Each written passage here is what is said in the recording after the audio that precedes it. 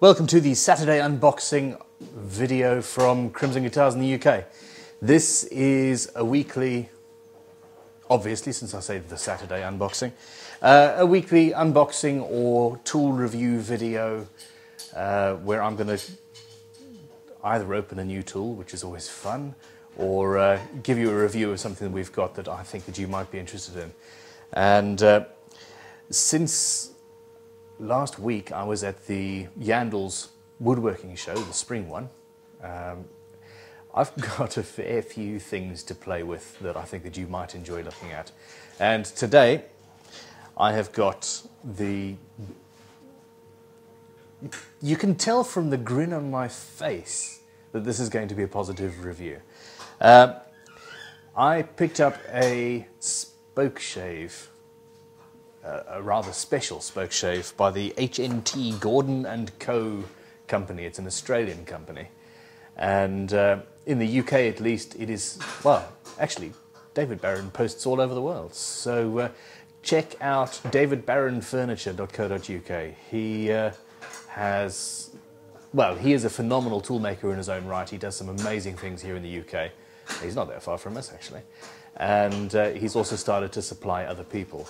You will have seen the review we recently did of the fantastic, though poorly named, new concepts saw, which, in fact, I've just been using this on some inlay, and it's still amazing. Now, so check out davidbarronfurniture.co.uk, Barron with 2 R's. And that's where I got this beauty. And I'm now going to unbox her for you. And here it is. The HNT Gordon Co. And this is the Gidgee. Gidgee? I don't know. Anyway, it's that. Now, I've gone for the curved sole Spokeshave because that's what I'm going to use. In fact, I'm going to demonstrate that in a minute on a guitar neck. 3-inch radius sole, 1 3/4 inch wide, high speed or tool steel blade. And now, this one doesn't come with any information.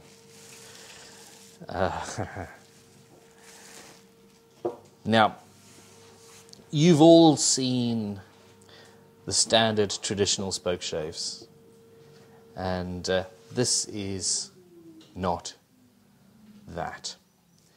This is a meaty, weighty, my workbench looks dirty. I'm going to have to scrape that off. Beast. Let's have some close-ups.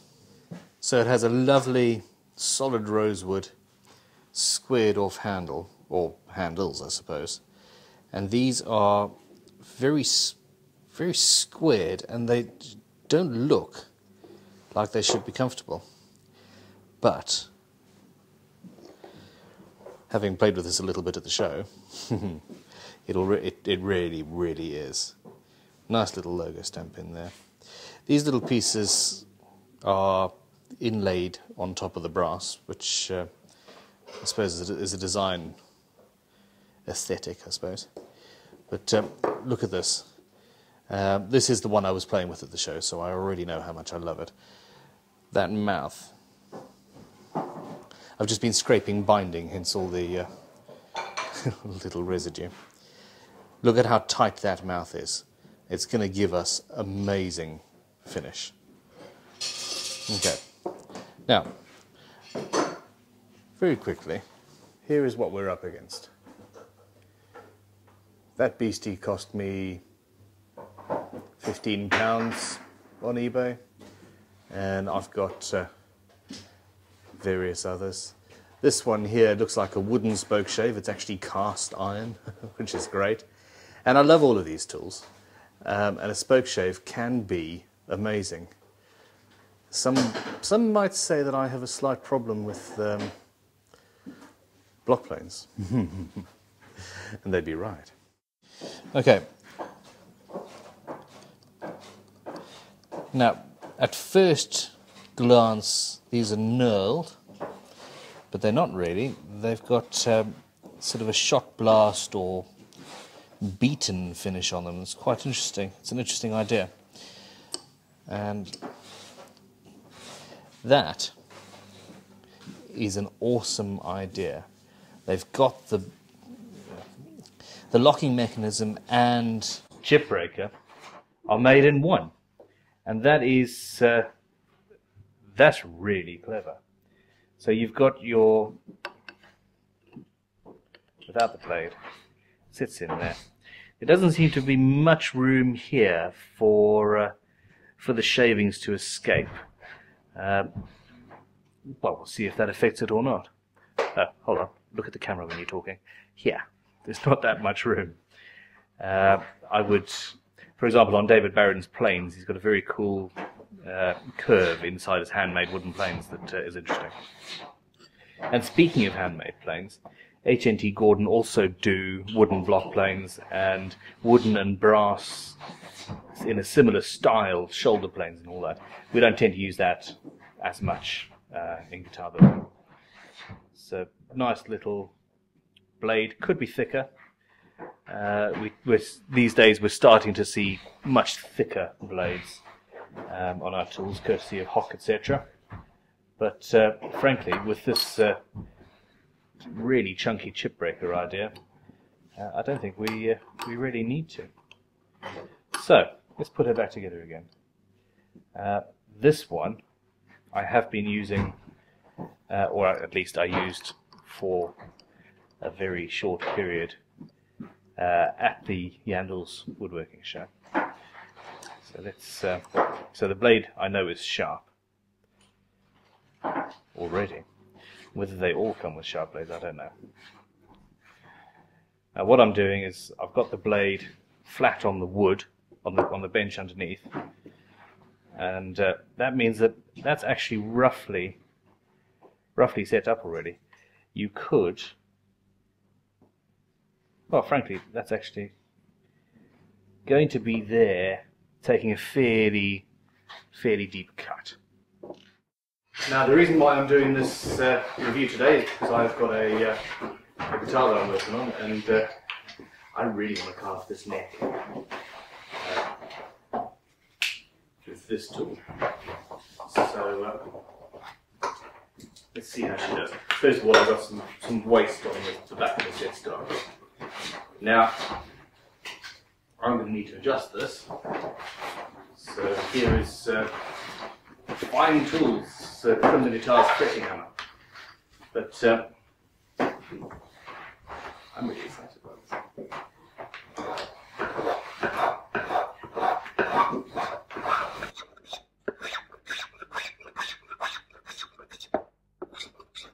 Okay, this is taking off loads. So what I was worried about with the angle in there being too closed in to remove the shavings fast enough was completely unfounded, really. So this is beautiful. I've got the blade quite far out, and if you run it off the front, start without taking a cut and slowly pull it back in, and basically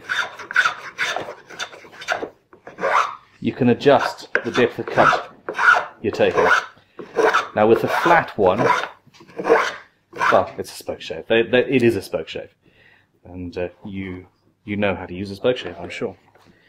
Now what I'm going to do here is try not to get too much in the way of the camera.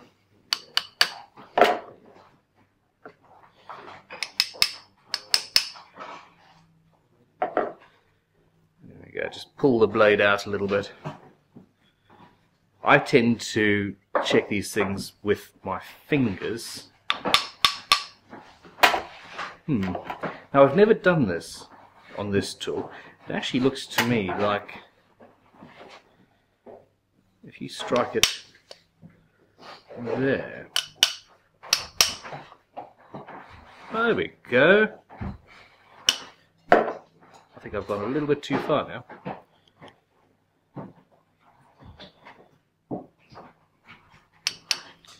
Now, yeah, I'm using my fingers to gently, I don't want to cut myself, gently feel where we are.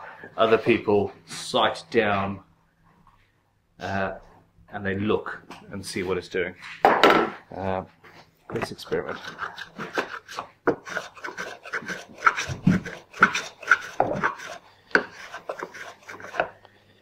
That's taking incredibly fine shavings.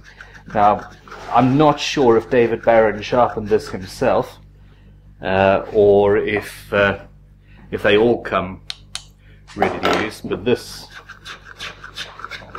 is ready to use. It is amazing.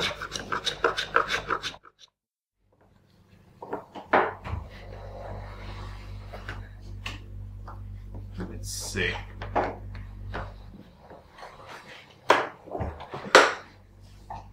Yeah, I've got this with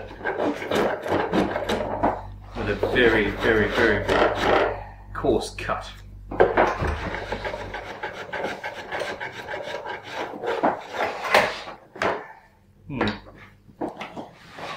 I'm finding my vice has limitations for this sort of work. Now, of course, oh, that's beautiful. I was going to say, of course, you can always pull the Spokeshave back, because that's how they would use it. And by God,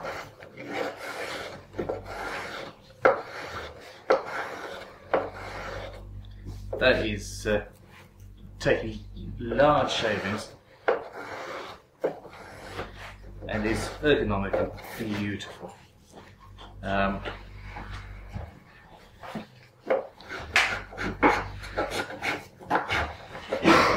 I've got some cross grain here. I need a new vice. If anybody wants me to review a vice, feel free.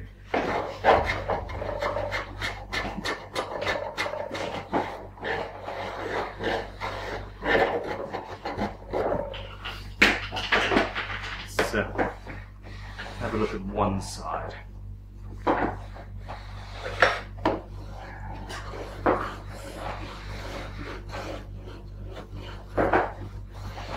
With these more traditional Spokeshaves, a lot of people worry about having to set it up without precision, knurled wheels to allow you to move the blade in and out and all of that. And that is just not a necessary part of life.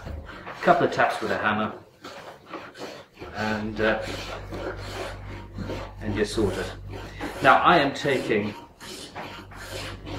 very large cuts here, and I'm just roughing this out. This is so much more fun than carving a neck with an angle grinder, like I used to.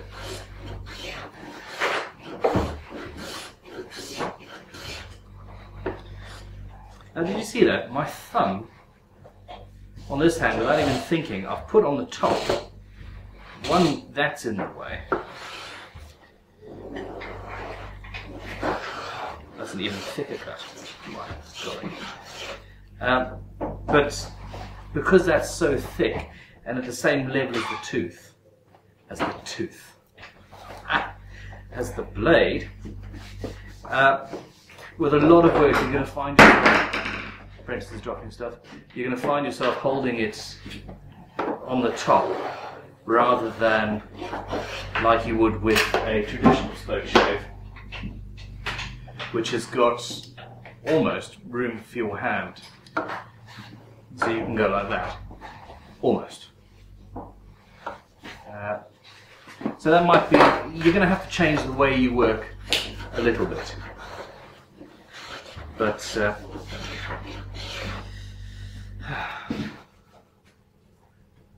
well, it's worth it, frankly. I'll just tap this blade out a little bit more. It's taking even coarser shavings, although I'm having to stop every now and then to pull them out of the mouth. So this is, I'm trying to compare carving this neck this way or with the angle grinder like I used to. And despite the fact that the angle grinder is noisy and puts a lot of dust all over the place, this is actually doing this very, very comparably.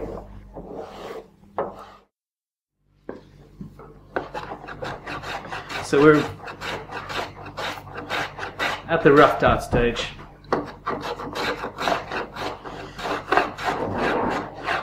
For the purposes of the video, I'm basically going to stop here. I'm not teaching you how to carve a guitar neck. I'm showing you how well this tool will do it. So that is taking off huge shavings.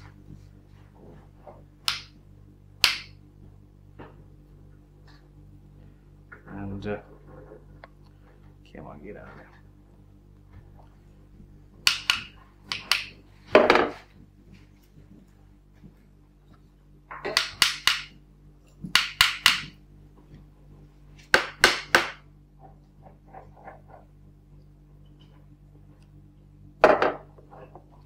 And I want to see if I can get a finer.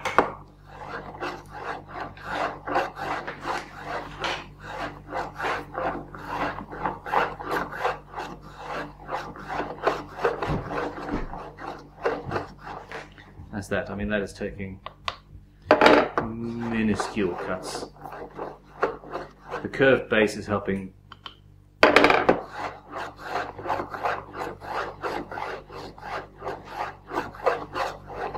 with the neck perfectly.